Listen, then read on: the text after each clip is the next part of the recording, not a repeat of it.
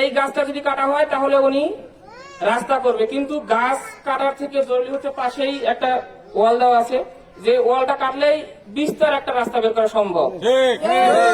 অথচ উনি ওই ওয়ালটা না কেটে গাছটা কাটতে হবে, তার যৌক্তিকতা উনি দেখিয়েছে। ইউনূস স্যার এইটার সাথে সম্মতি প্রকাশ করছে।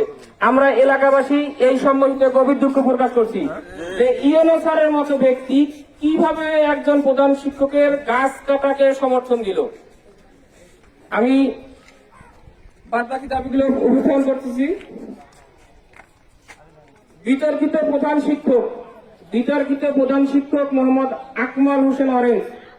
আমরা মোহাম্মদ আকমাল হোসেন অরেঞ্জকে এই প্রতিষ্ঠান থেকে অপসারণ চাই। এই 1965 সাল থেকে স্কুল প্রতিষ্ঠা লগ্নের থেকে শুরু করে আজ পর্যন্ত এই প্রতিষ্ঠানে কখনো কোনো পুলিশ, সাংবাদিক বা কোনো সম্মেলন হয়নি।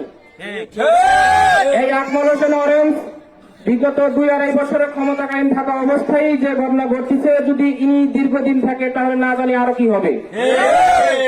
এক্ষেত্রে আমাদের স্থানীয় দাবি হচ্ছে অরেঞ্জকে অপসারণ পূর্বক পুনরায় নিলাম দরপত্র আহ্বান করা হোক এবং এই আহ্বান উন্মুক্ত মাঠে করা হোক, যেখানে কৃষক থেকে শুরু করে সর্বস্তরের মানুষ থাকবে, সর্বস্তরের মানুষ ন্যায্য মূল্য আহ্বান করবে। সেক্ষেত্রে রাজ থেকে যত পারি আমরা গাছের সুবাদে 10 টাকা রাজ থেকে উপহার দিতে পারি যেন, আমাদের এই সুবিধা করে যেন যায় ইউনূস স্যার মহোদয়। আমরা ইউনূস স্যারের হস্তক্ষেপ আশা করতেছি এবং সেই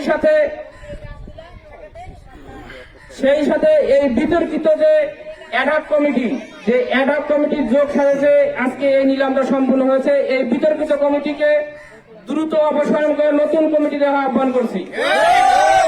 শুধু আজকের মানববন্ধন বা আজকের আন্দোলন নয়, বিগত 24শে জুলাই জনগণের আন্দোলনের মাধ্যমে যেভাবে ফ্যাসিস্ট দেশ থেকে উৎখাত হয়েছে, ঠিক একইভাবে আমরা যেন একে অপরের সাথে কাঁধে কাঁধ মিলে অন্যায় এবং যে দুর্নীতি আছে এটি যেন প্রতিহত করতে পারি।